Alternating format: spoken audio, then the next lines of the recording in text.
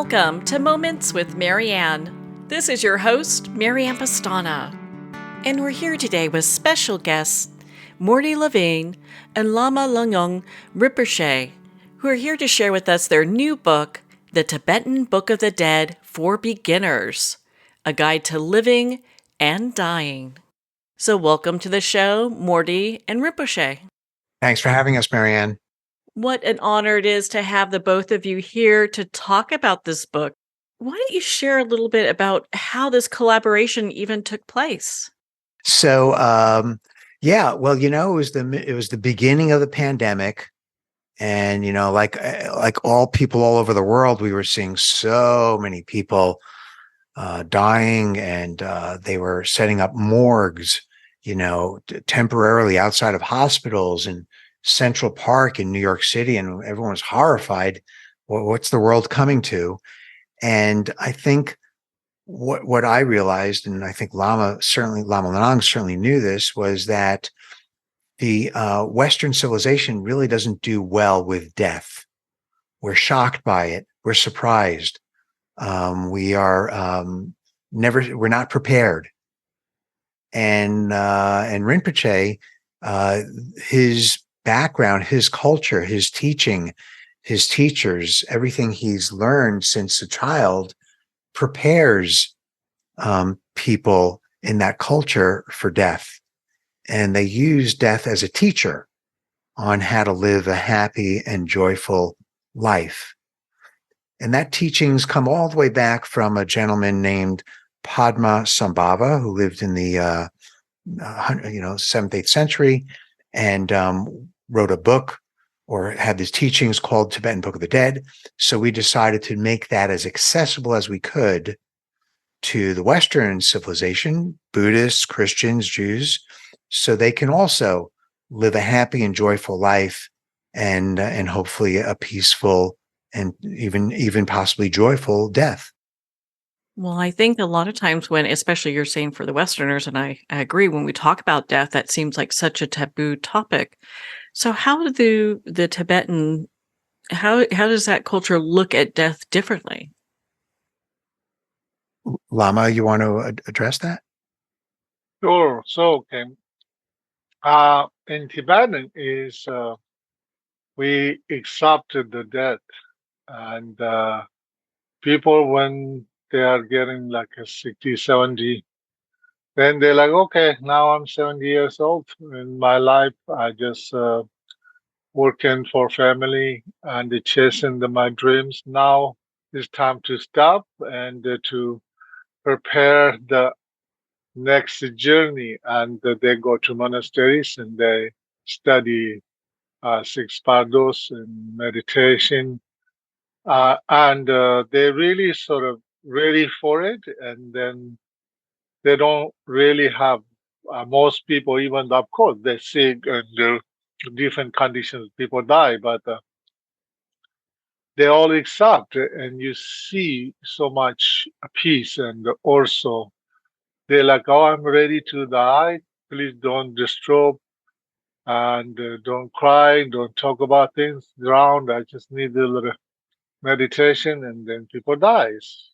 It's a big difference. And here is people have too much grasping and attachment towards to a material world, and also in this life. And so that's why when they're getting older, that's so getting so hard. If in here in America, person don't like when they're getting old, they don't like to talk about aging. So because sort of the truth is bothers. In Asia, just sort of we talk a bunch of group talk about some things. They everybody says, I'm the oldest, I'm the oldest. They wanted to be the oldest. That's a big difference in the culturally. And also in Tibetans, they have opportunity to learn in death and dying. So that's why in the we believe if you live joyfully, you die peacefully. If you prepare, you learn in the death. The death is not a death. The death is liberation or peace. It's just like a changing the clothes every day you go to work. It's like that. You mentioned that grasping that we do, that attachment. And it's interesting. It seems like we have such great attachment now with our devices and our appearances. So, how is it for people to move from this place of great attachment to a place where they can start to let go? And definitely, when you begin to learn the wisdom of the Buddha's teachings, that's right now in the 21st century is our lives controlled by the material world and sense objects. Like what you hear, then your mind controlled by that. What you see, your mind controlled by that. What you feel, mind controlled by that. Will smell, taste, all that's why there's so many people sees the commercial stuff, then they buy that and they say, oh, if you take this, you'll be 10 years younger, or you put this cream, you look like her. Then showing the beautiful models in television. A lot of people believes. Then the end they have a big bell and they suffer. So, and what I'm saying is we have to recognize this, and really it's what you want is you need the peace of mind. That means you're the ones that lead your senses. But right now, most of the people's life is leading by the senses that they can control. But if you begin to use wisdom and meditation, then you can balance and which way you want to be your mind, which way you want to be your life. It's not about the material world, not about the big houses or luxurious life.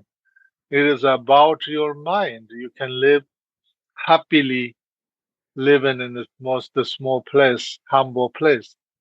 Or you can live a luxurious life, you can humble too, enjoy. So it depends on you understand the science of the mind.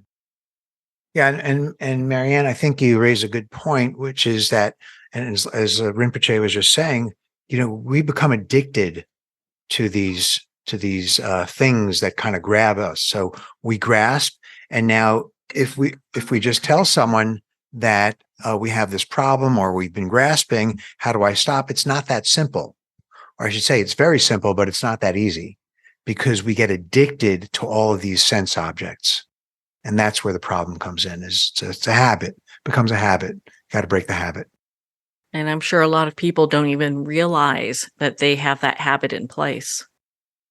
Yeah. And then, many people walk around, I agree, and they don't realize that they're angry, or they don't realize that they even have a problem. And it's only when you start to realize that you have a problem, then you have to say, gee, do I want to do something about it? And that's where hopefully, someone like Rinpoche comes in to show, hey, this is the habit you have, and here's an antidote for it.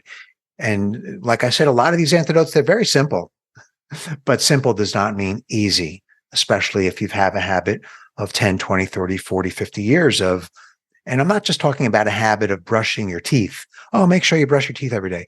It's really more a habit of the mind. Of how does my mind is I was jealous of my neighbor. That's a habit. Jealous of this, jealous of my cousin, my brother. So that jealousy is a habit. So these are habits of the mind that primarily that we're really trying to break. Yeah, that's why we need to recognize and submitting, because most people they think that I'm right to be this way. You see, in America, I heard it's the story is the person has too much kind of these habits, and that's why sometimes people are addicted to the prescription drugs. And I heard one lady go to the doctor. She said, I'm so pain and suffering, and the doctor checks and checks and checks. The doctor notices sort of nothing wrong with her. So then, and where you have the pain, she don't know where is the pain because she thinks she's sick, but Then the doctor was giving her water. Say, okay, some kind of different bottle. Say, okay, you can took it.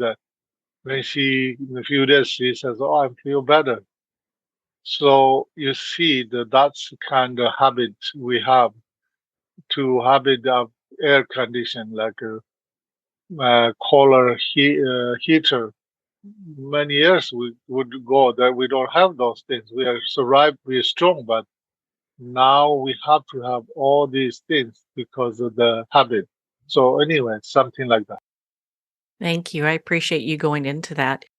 I know this book is for beginners. Do they have to have any kind of background into Tibetan ritual or understanding?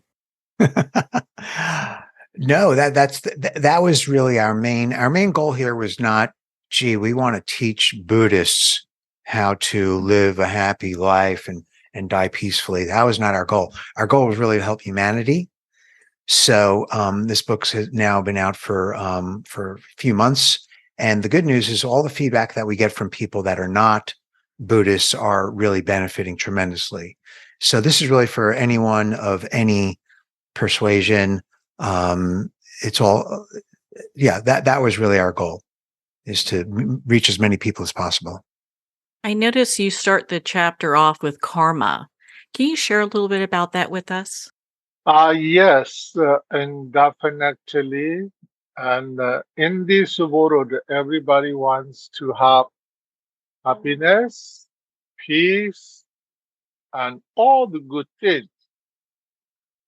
But in our lives, driven by the ignorance, hatred, attachment and grasping, jealousy and pride. So that's the reasons you see when we have this, that is the seed of the karma. So it's karma is like what kind of seeds you put into the ground, and exactly that kind of plant grows. Like you put the medicine grows. Put the poison grows. Exactly same is everything in this world is relative.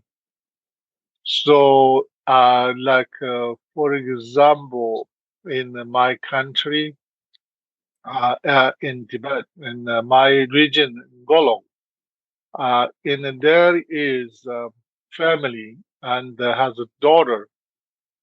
And the daughter, when she was born, and then she was 3 or 4 years old, she says, I hate my grandma. I don't like my grandma. I don't like grandma. The parents said, don't say that. Grandma love you, blah, blah, blah. You know, they explain. Then ask her, why you hate? He said, you know, when I was in a dog, I want to die in a nice place, but she not allowed me. I was suffered so much. And that's the reason. So she see, they have old dog. He now want to die in their garden, but the grandma took out to put in somewhere. They come back in the garden. Third time, the dog was died. And this girl's maybe late 20s right now. So you see the karma and the reincarnation is like that. Nowadays, everybody knows. So the karma, the root of the karma is our mind. So there's karma is like something you did, you prepared, buy some weapon or something, and then you go that to shoot animal, deer or somebody. Actually, that's you completed karma. But sometimes you are just sitting in the couch in the living room watching news or a mirror, and then you hate some politician or some other person. Like we thinking, oh, I wish somebody shoot him or shoot her, or thinking very negatively. Actually, we create the karma. The root of the karma is the mind. The seeds of the karma is the our thought. When the good thoughts coming, good karma starts with it. Bad thoughts start coming, then bad karma starts. So it's just like a karma you can hide. Karma you can run away. It's a karma. It's like a shadow. So then often we see some bad people, they have good lives. Some people think, oh, karma is not true. Look, he's done this, but he has good life. But because his past life did something good, that brings this life was good. But right now he or she doing bad things, next life also he going to get it. So in karma, it's like a shadow. We don't want it to see, but you can't run away from the own shadow. So karma is never misses. So when you have thoughts in the morning or evening or eating with a friend, the thoughts is what count us. In that case is the karma. Because this world is driven by the ignorance and selfish and self-centeredness.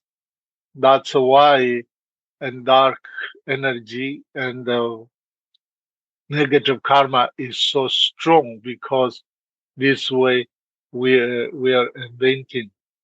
So Marianne, your question about, at the very beginning of the book, we start talking about karma. What's that all about?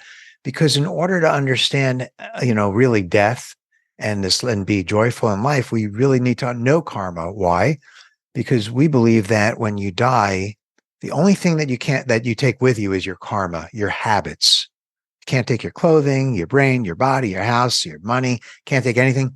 Only thing that goes with you when you die into the afterlife, which we call the bardo, are your habits. So if you're an angry person, or you're always grasping after money or fame or jealousy or whatever it is, that is what goes with you. And that's what you are reborn with in your next lifetime.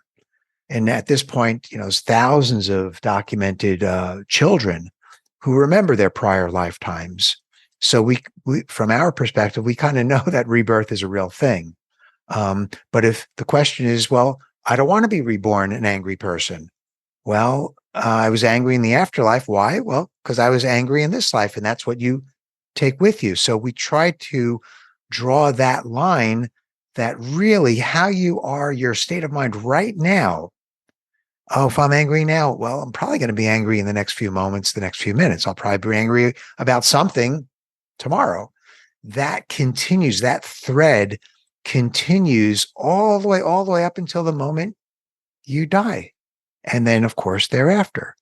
And if you said, gee, you get a phone call, I'm 92 years old, I'm about to die, I'm a very angry person, well, why are you angry? Well, because you were angry or grasping your whole life. So we try to address that early on so people can change their karma now, because that will impact the next few moments, days, weeks, months, years, and of course, how you die. What if you have people that say, well, I don't know what my karma is. I think I'm a pretty good person. That is definitely everybody thinks we are good person. So you see, each country thinks they are the best country. And because we are humans, it's selfish, self-centered. That's why I'm talking about this. But it doesn't matter. It's everyone need is really love. Yes, but somebody never studied karma. You see, another story comes with this.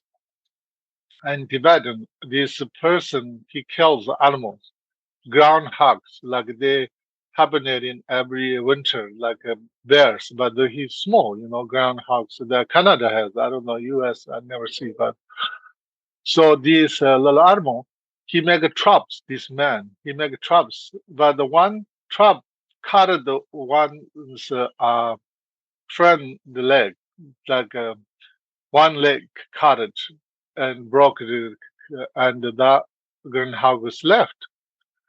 And a couple years later, he has a daughter. One only has one arm, so one arm was cut.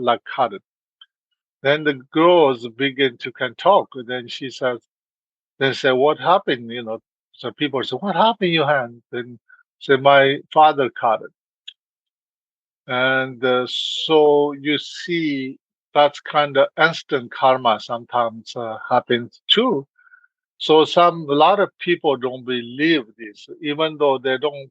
A lot of people, and the doctors and scientific people in the past, they don't believe reincarnation. But nowadays, a lot of children remembers in the past life reincarnation, and so now everything's obvious. You can just check how many books about reincarnation, how many children remembers in past lives. So you see, people maybe begins to open this book. Maybe they realize, and then begins to, oh, wow. Then they maybe, if a focus, they maybe know some things about the karma, instant karma. It's like if you yell somebody, they yell you back. If you smile to somebody, they smile you back. Just instant karma like that. So in this world, is everything is connected, and how you create in your mind, that's the karma you creating. Marianne, we're all, as human beings, we're all flawed models, right? We always have, parts. They have parts that are good. I donate money. I gave $10 to the homeless. I wrote a check at the end of the month. And there's also parts of us that may not be so good. And as we meditate more and more, because Buddhists and a lot of religions, Hindu and Christian, Jewish and Muslims, we all have meditation practices, right? And as we meditate more and more, and we are more sensitive to what goes on in our mind, the more we start to realize, maybe our thoughts are not so selfless. Maybe some of our thoughts are not so pure. Maybe we have some negative thoughts about this person or that person, or fears or anxieties or whatever. I'm not making a judgment here. I'm just saying that as you get more sensitive to where your mind spends its time, we realize that maybe those habits of mind maybe are not so great. And that's really the motivation to try to address that, not just with meditation, but with all these antidotes, because those habits, that's our karma. Well, I felt that one. So, that especially our habits being our karma. Ooh, that really makes us kind of look at what our habits are in a more profound way and go, okay, maybe take an assessment of our habits and seeing where we're at with those. Karma is sometimes we have to, some people say, oh, that's my karma. That's my karma. Then if you know that's your karma, you can change. Karma is another lifetime's actions and thoughts and words creating this lifetime in our life. So we see something negative things we can change, and also, what you want, you can change it. Everything without story is in your hand and your mind. Which way you want, you can change it right away. So that's why it's sort of the change is the opportunity is always there. It's not something past or not something future. So everybody, doesn't matter man or woman, doesn't matter rich or poor, doesn't matter which language you speak or which religion you follow, is all about your mind and your speech and your actions. Well, on that note, we're going to pause here for a quick break, and we'll be right back after these messages from our sponsors.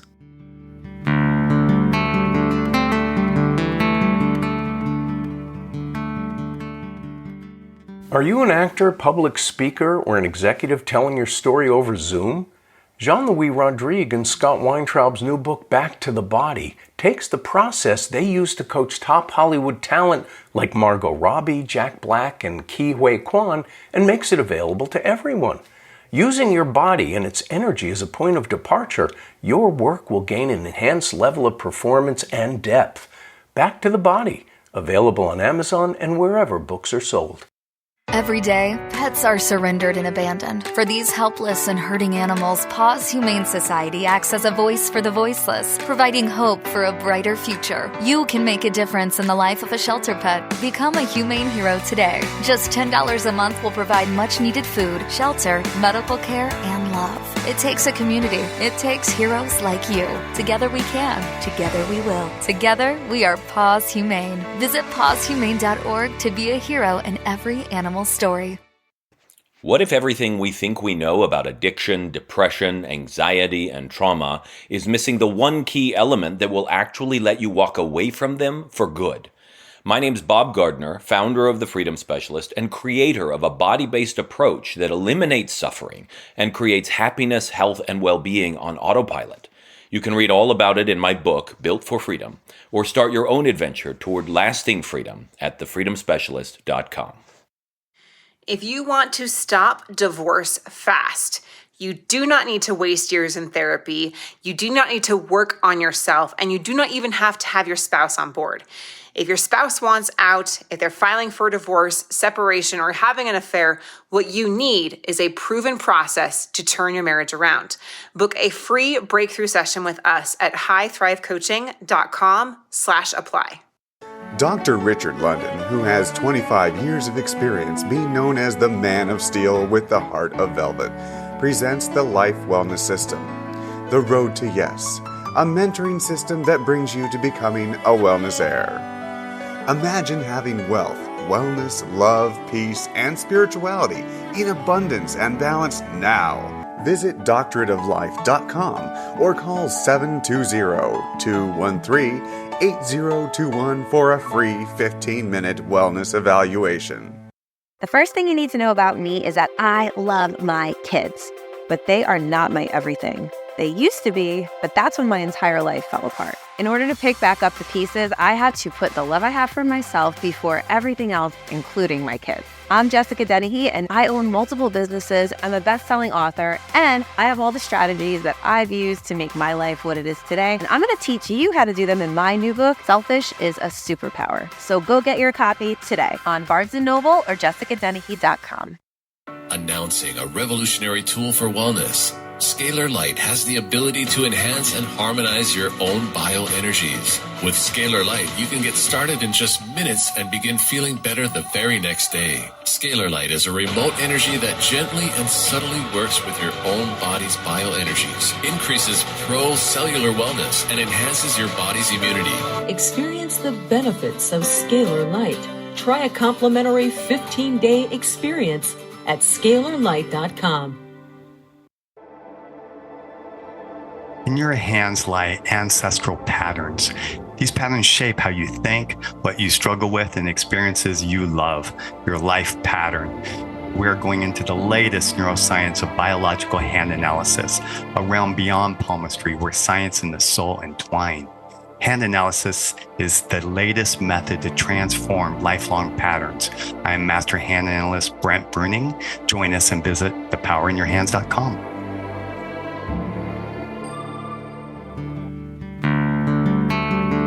I'd like to thank Jason Eastwood at Guitarfulness for sharing his inspiring music and talent with us. His music is known worldwide for cultivating atmospheres of harmony, inner peace, and clarity. Visit Jason's website at guitarfulness.com. Join his newsletter, be part of his community, and download his music.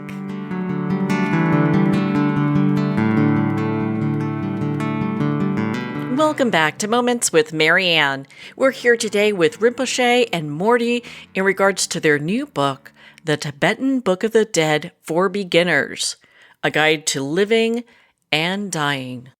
So when we get to this place where we're in the process of dying, what lives on and what actually dies?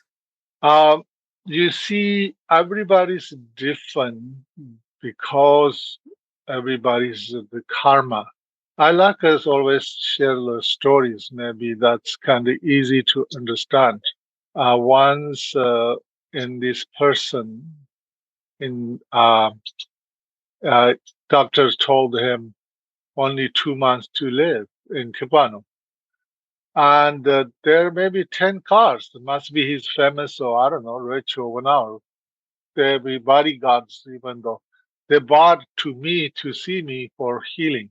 And he was just grabbing me, say, please help me. Please help me. I don't want to die. I need to work in my business and my family need me. And he has so much in grasping and attachment. When he left, I was crying. I was so sad about how he reacted. So some people you see, there's so many stories, but I think it's just too much stories. So some people you see, they accept. So, I have good life. They enjoyed life. Then when the moment just comes, they're like, I have good life. I enjoy my life. I think I'm ready to go, but I'm so glad just so I have good life. I just did what I need to do. I need to go to vacations. Whenever I did everything. So I'm so happy to go. Then it's just death is not a death. Death is a peaceful journey. So it depends on the people how they're dealing with the moment. Some they come say, "Oh, my money."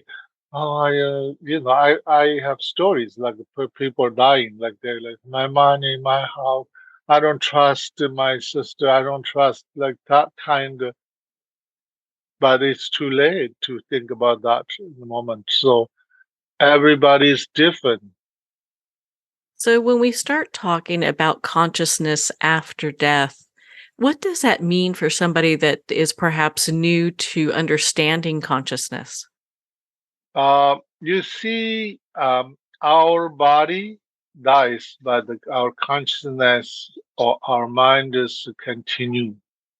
To depends the lead of our karma, and that way we born in different life. Like I just told you, the dog was born as a little girl. She's still living, and she's late 20s.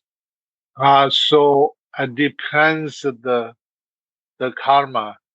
Sometimes definitely people born in animals, and even though they as an animal, but they remember their family numbers. So I have many true stories goes with these things, but and just what I want to say is, you see, the depends the person, and so everybody's different. Huh? We all dream at night, right? So if I watch a TV show before I go to bed and it's a horror movie, well, chances are that when I start dreaming, that guess what? My dreams are going to be like a horror movie. And when you die, if you, let's say, are angry or you're grasping or you're worried about your money or your family, that type of mentality also travels with you into the afterlife. That's your consciousness. So the afterlife or the bardo is really a reflection of your state of mind.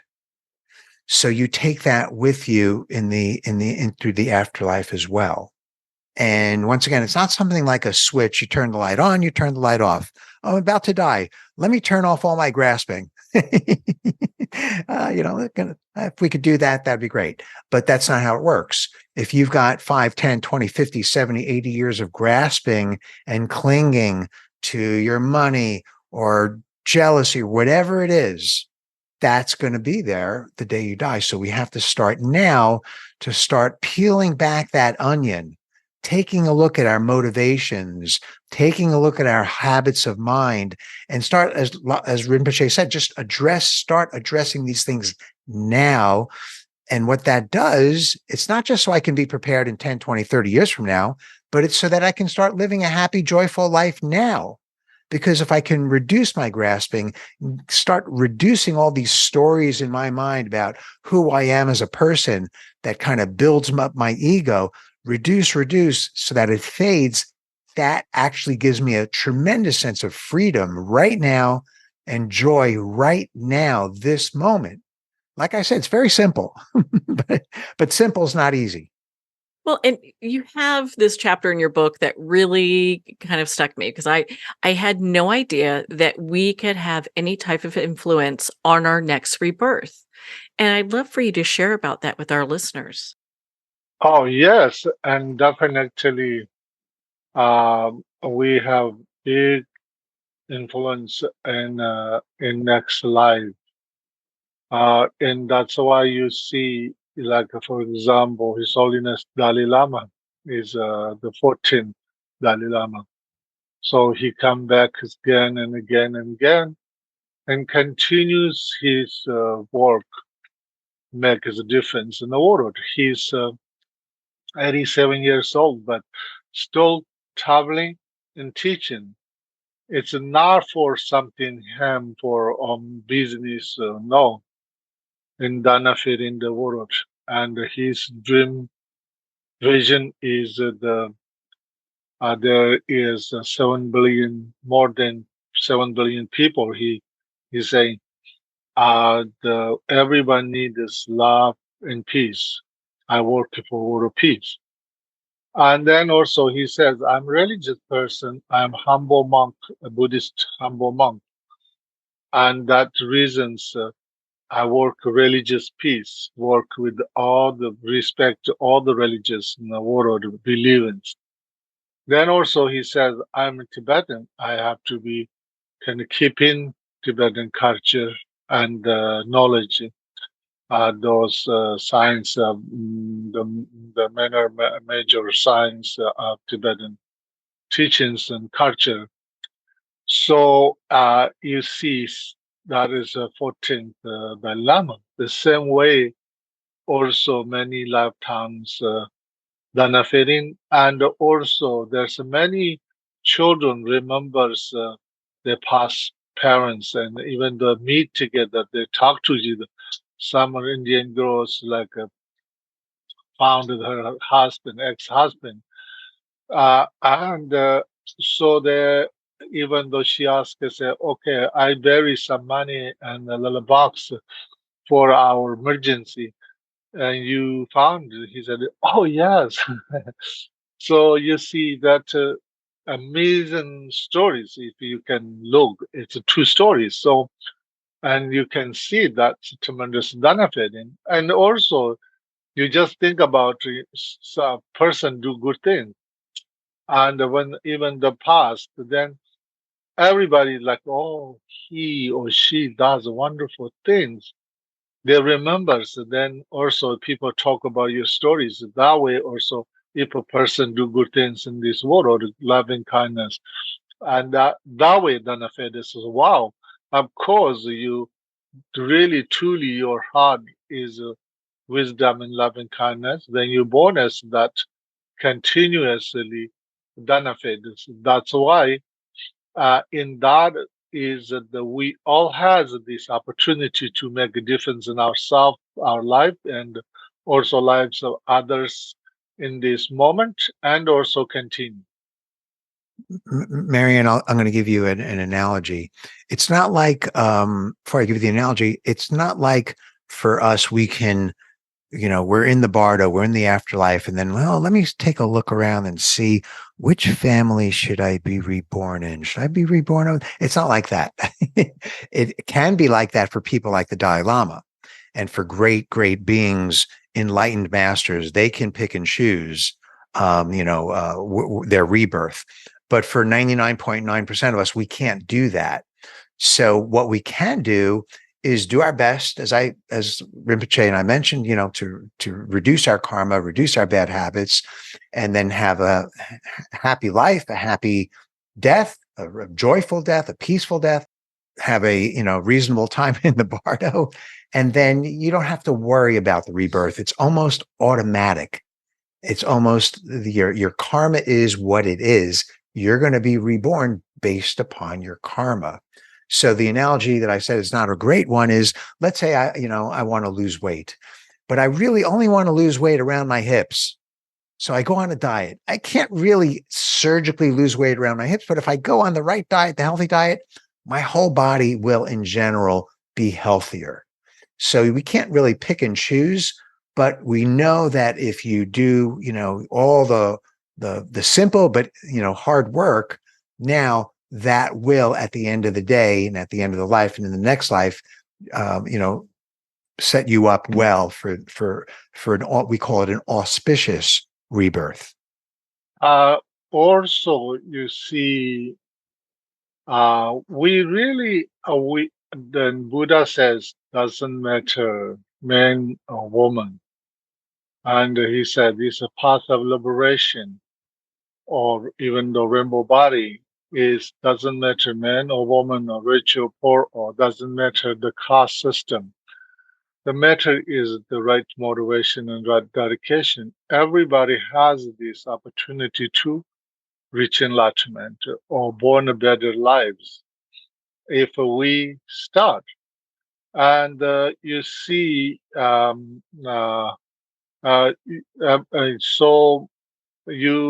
what you really which way you want is the choice within ourselves. But there's a fear saying, "Oh, you're not enough. You can't do it." And then, "Oh, you don't have money. You don't have time." There's so many obstacles we have, but we have to use wisdom and also dedication and a clear wisdom to knock down all the weaknesses, and then we can win which way you want to. You can be victorious. Is it possible to train our minds to reduce fear that we have around death? Oh, yes, definitely. Because you see, everybody's have fears, or they don't want to talk about, they don't want to think about death. But you see, the death is not in something bad thing. As a death is a natural nature. We are born from the parents, and that means mother. We were born from mother. That day means we are soon or later we're going to die. We don't know what cause, and we don't know when, because of the karma. Its life is a journey. So only what we can do is accept. So I will share with you this story, no choice. So I have to share with it. That's kind of a nice story. Once I was in Canada, and this lady come to me for healing. So I was doing some healing.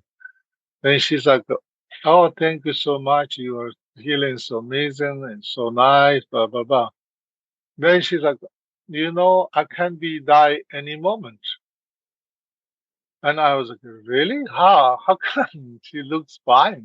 It's a nice lady. She said, "Oh, 6 years ago, I went to doctor and checked my yearly check-in. And the doctor says, only you have 4 or 6 months to live. So you're going to die because the cancer is all over your body." That moment, she said she went back in office. She told her boss, saying, "I don't want to work anymore, so I'm going to check out my thing." The boss upset, said, "Why you didn't give me a little note, bonds, blah, blah, blah." But she told the whole story. Then boss was sorry and apologized, and he was hoping she okay. Then she went home. She really wants to go Thailand and some places.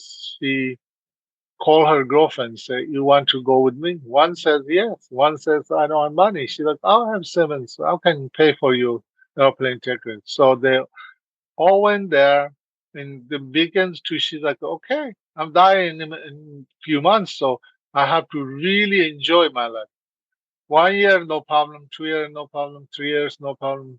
4, 5, 6. She said, now 6 years ago, I'm still living, but I can die any moment. She said, I'm ready. So she was laughing.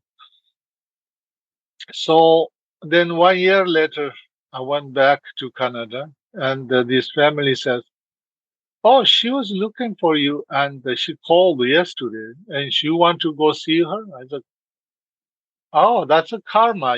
She don't know I was coming then, but she was looking yesterday. That means I'm drive today. So I said, okay, if you drive me, then we went to like 2-3 hours driving into the farm home. And she was in living room. She smiled. She's like, thank you for you come. You are my guardian angel. And so she was sitting in the bed, there's a living room and a hospital bed. But she was sitting and she was eating and laughing. And she's like, told her husband, daughter, and friends, say, please go out. I need to talk to Lama. They all went out. She just asked me, what like a death? What I need to do? How? And she asked me all details. Then the end, she said, can you do this special prayer in Tibetan? Somebody's dying. I said, yeah, there's a poem. She said, can you do that? I was like, poem's early, but it's okay. I will do it. And I did the poem prayer. Then family come. She given her horse to daughters and for jewelry and everything given away. Her family was want to talk to me, say, what we do, she's getting crazy. She's doing all these things in a couple of days. I said, she just need the love. Support her wishes. That's only you can do. And you see, and then I really don't know she was really that close to death. But next day they called me. In the morning she died. Even though also I said, oh, I want to drink some milk today. I want to eat fresh vegetables. Can you play my favorite music? And they're doing all these things. And then, I don't know, maybe 6-7 hours she died. So what I'm saying is, when we allow ourselves to really enjoy, everybody can have that kind of death, and that way we can care it. We have to find out, where does the fear come from? Sometimes that's helpful. And so in this culture, we don't see a lot of death. Well, we did in the pandemic, but in general, we don't see a lot of death, because what do? We take our senior citizens, mothers, our fathers, we put them away in a nursing home or assisted living, and, we visit once a month. But in the East, that's not what happens. In the East, our parents live with us and our family so we see them aging. We see when they die. So we're very close to it. So we have less of a fear of it. We don't hide it away somewhere. And so I think so that's kind of where that fear of death comes from, at least in the West. And there's many different types of antidotes for that. There's different types of meditations. You can work with the homeless. You can work with hospice people. They don't have fear of death because they see it, and they see it's a natural part of life.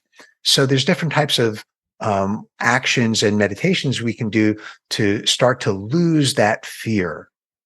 So we can, as Rinpoche said, so we can die peacefully. Well, and that was a beautiful story, Rinpoche. Thank you so much. Since we don't know when it is that we will pass, is this something that you suggest that we start cultivating in our lives today? Yes, definitely. First thing we have to do our paperwork. Is in these countries in America, is everything run by the law and the papers. We have to be everything black and white. What you want, your statements and everything, and also begins to accept our age, accept our life. But at the same time, if you want to do some exercise, eating healthy, enjoying, and then definitely when the time comes, you already have peace. Also, your family members, your mother, father, or some very dear friend, somebody dying, volunteer a little bit, and also you helping that person, but also same time learning about the journey of the death. So, and then you're like, oh, not that bad. It's so interesting that I learned so much. Everybody's reactions different. Some they really peacefully die. Some really difficult to really to handle, like so much suffering. But if we focus, then everything teaches us. It's like life. You go to the most difficult studies and do the exams, then you got to the highest degrees. And very hard, but when you finish it, you have good future. And the same way in life, in death and dying is also when we hear things like somebody died, that begins teach us. When somebody talk about, oh, my friend died, that means also we are next. And that also beautiful tree, if you look, that tree is like strange colors and leaves. That means we're going to drop the leaves. But then coming back again. Everything is like natural. Everything teaches surround nature, people. If we allow everywhere we can learn it. And even though you can really can help others when we really focus on this journey or this way. Did you want to add anything, Mordy? I think Rinpoche covered it pretty well. The only minor thing it's not minor, is all the spiritual practices that we do, and this is probably true for all religions. They give us have the ability to give us an immediate benefit, and that's a beautiful thing. Because those spiritual practices are ways to break the habit and create new positive habits. And the habit lasts as we continue to do it more and more and more. So what we're not suggesting, go really suffer tremendous suffering, because at the end it's going to be okay. We're not suggesting that at all. What we're suggesting is we're breaking the habit of this habit of mind. We're creating good karma that will give us peace and joy in the very, very short term, because we're going to start it right now. And that can last us a lifetime as we continue with those positive habits or that positive karma. And that, of course, continues through the afterlife and then through an auspicious rebirth. What are some ways that we can support ourselves at the end of our lives? Oh, yes. That's why we can definitely learning the death and dying, also learning Powa. There's so many teachings on that in Tibetan tradition, and also definitely in other traditions as well. When we lodge, then in death is not death. Death is liberation. You see, and when we are born, with mother and child is so much pain, but we all say congratulations and blah blah. And then you see when we die and peacefully, but people cry and suffer. So it depends how we look and how we think. And we actually have a chapter in the book on that, is, how to prepare. Yes, we can prepare right now. That's for sure. But in addition, you can write out, this is how I want to die. I want to be in this I want to die at home. I would love to have flowers around. I would love to have this kind of music. You can get very, very specific if you want. You can either make it a legal document or just share it with your family. It doesn't have to be a legal document. And, Rinpoche was just mentioning this prayer, this practice really called Powa. And we have a version of it in the book, which is for all religions. It's not a Buddhist version. It's for all religions. It's simply a way to surrender to a higher being, whatever that is for you. So, but if we just kind of wait until the last minute, it's kind of hard to put all that together.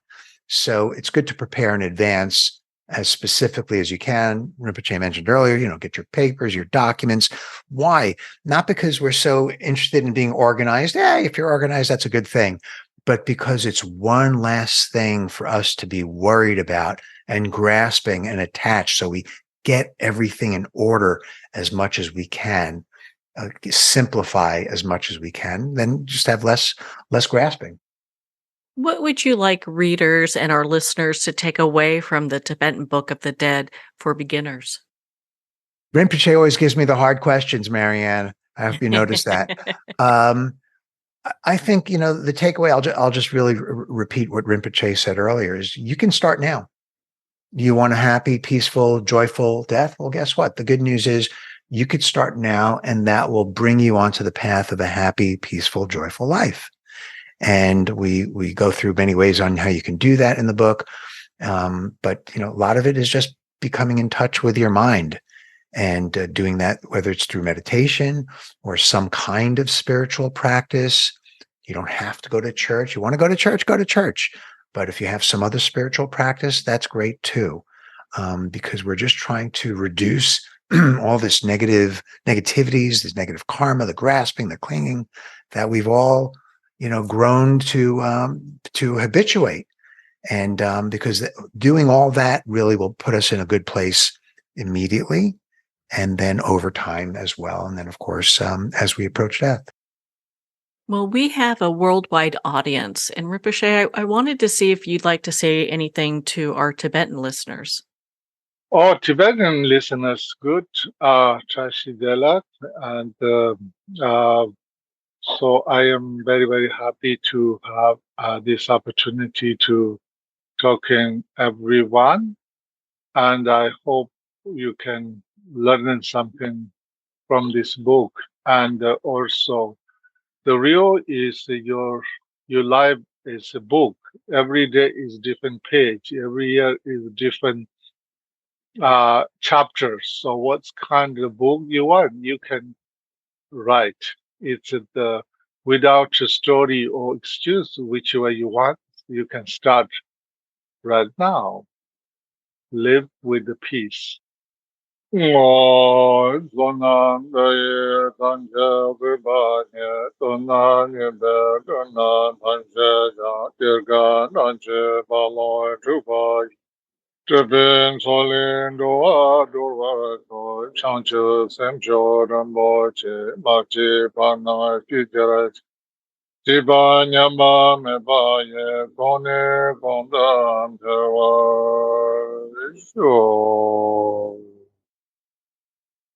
Well, that is just beautiful. Well, Mordy and Rinpoche, thank you both so much for taking the time to be on the show with us here today. Wow. Thanks. Thank you. Thank you. Yeah. Thanks so much for letting us kind of spread the word. Well, Mordy and Rinpoche, it's been such an honor to spend this time with you and to talk about your new book, The Tibetan Book of the Dead for Beginners, A Guide to Living and Dying. The Tibetan Book of the Dead for Beginners is available at Amazon, Barnes & Noble, and everywhere books are sold. And remember, support our indie bookstores. If you don't see it on the shelf, please ask for them to order it. For more information on Rinpoche's work and his book, please visit his website, BuddhistSanDiego.com, for more information, and there you can find out about his upcoming events as well. You can also visit Mordy at his website at mordylevine.com. Well, we're at the end of our time today. I'd like to thank everyone for tuning in. You've been listening to Moments with Marianne, where we make every moment count.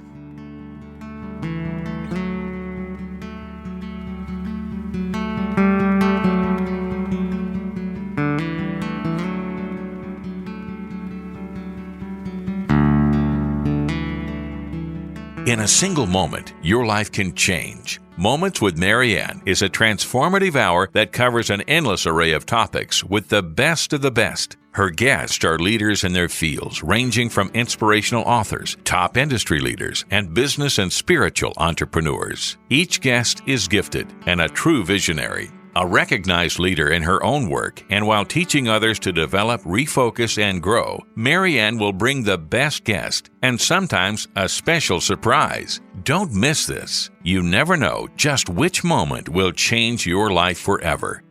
Make sure to tune in and visit momentswithmarianne.com for more information.